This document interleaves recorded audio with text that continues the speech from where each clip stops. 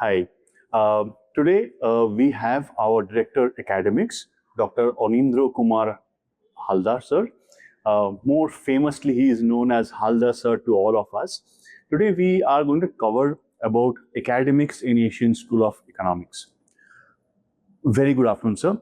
Sir, in this over last 3 decades of your career in building various management colleges across the country, you have seen last 30 years the change of academics, the change of the corporate requirement. And based on that, today we are fortunate to have you with us in Asian School of Economics, where you are completely redrafting the entire curriculum for the students of undergraduate, postgraduate, as well as the executive management program out here. Sir, I would like to understand that what is that new thing that you are bringing in this curriculum, and how relevant is this for the students who are going to pass their graduation or post-graduation, or they're looking for transition in the coming years through Asian School of Economics. Over to you, sir. Okay, thank you. See, if you observe that the only common function of any manager is basically to make decisions. Right. He is there in the system to make decisions. So he's a decision maker.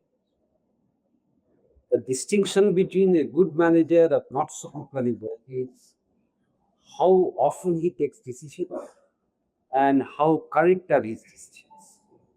Right. So the whole program of any academic institute, for that matter, is to make that manager improve his decision making. That is the crux of the whole exercise. Correct. Now, to make decisions, manager cannot make decisions of the world. First of all, they must have the adequate and requisite knowledge, tools and techniques, understanding of the business environment, and understanding of the overall environment which the business operates. Okay. And how this knowledge of tools and techniques which he has learned in an institution, how this can be applied into the real life, and its implications, its ramifications, and therefore how effective is decision making. So that is the crux of making any manager in any out of any product system. Now you see the decision making complexity varies. Earlier days, the environment in which the business operates was more steady, stable. So the complexity of decision making was less difficult. But understanding the present scenario is there is a huge change is happening in the technology sector, which is altering how the business process operates. It's a lot of volatility also. A lot of volatility is in flux. Okay. And add on with that, we have this geopolitical environment in the world, which is in turmoil. So if somebody is sneezing in, say, Honolulu, the people based in Hisar will be felt. So it has become such a complex issue. And therefore, the decision making has become so difficult.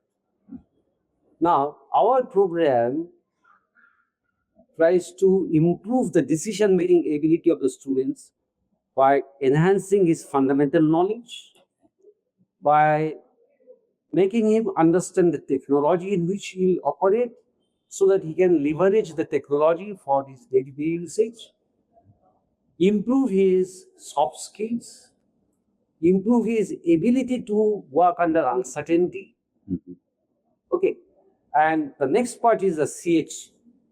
Now, if you understand the decision-making process, one is understanding of the situations, then cost-benefit analysis, and taking a decision. That everybody knows is a difficult process. But the other part which most people do not realize is that every decision has a very psychological and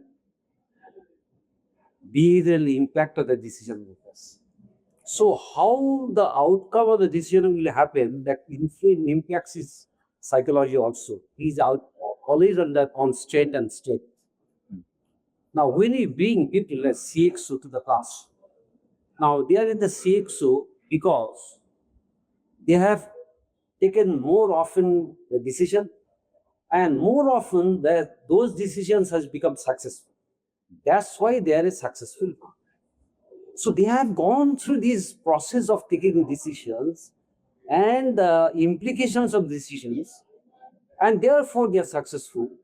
Now we are bringing them like we are creating a simulation within the classroom where how the whole decision making process takes place and happens, what is its pluses and minuses, advantages and disadvantages, so that student can live with it and learn from it, and ultimately when they become the practicing managers, they also can take more successful or effective decisions.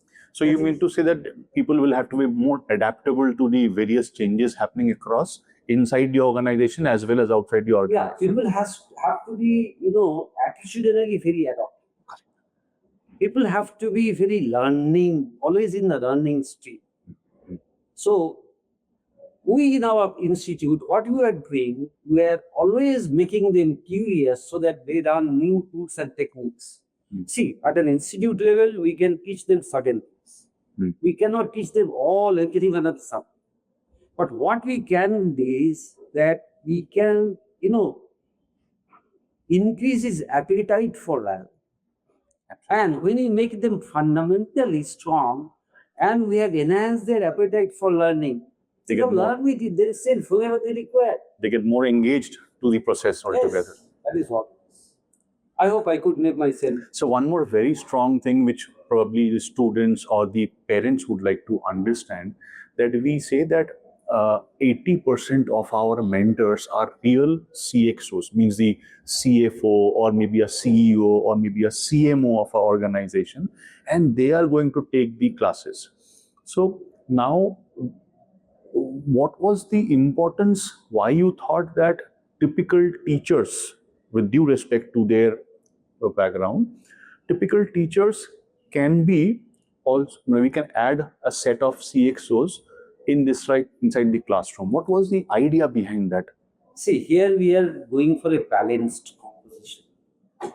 The fundamentals and all those will be taught by people from academics. We have solid educational background. The scholars who will Scholars, teach. and they're from really their institutes where they have gone through sound foundation and the drilling of going through that foundation. So that is one part. The other part will come from the industry side, and why we are bringing the top notch from industries, the CXOs, because as I said earlier, they have taken many good decisions, and those decisions has helped their organizations to grow. That's why they have also grown.